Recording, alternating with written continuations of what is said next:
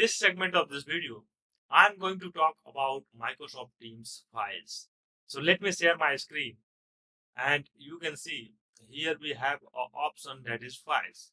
Click on it and there you can see recent. So you can find all those files which you created are shared with you in a team chat are listed here. The best part is you can click on three dot and from here you can download or get the link of that particular file only. So if you want to open this file, you can open within the team or you can open online in browser.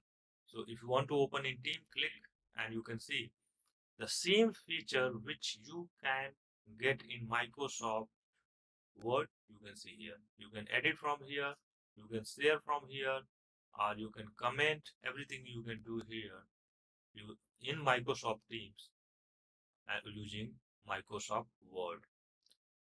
If your file type is different, for example, here I'm using OneNote, then you will get the OneNote editor.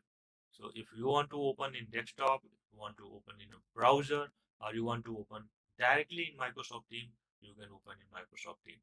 And right now you can see last time we were we open Word file in Microsoft Word, and right now we are opening this file in OneNote. So that's the feature. Like it based on the file type, you will get similar app in Microsoft Teams. For example, if there is any kind of video, you can open in the stream.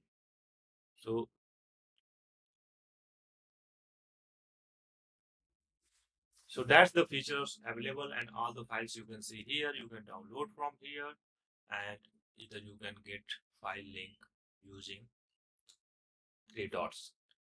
After that, we have OneDrive. So if you want to add, you don't want to manage your files, whatever files you are receiving in Microsoft Teams, you want to store in a separate storage so you can add from here. So we have here all those options like Dropbox and Box, Google Drive. So this is very popular. If you don't want to use in Microsoft OneDrive, you can use Google Drive. So this is my default option. So I store all my files in OneDrive. So this is these are the features available in Microsoft Teams file.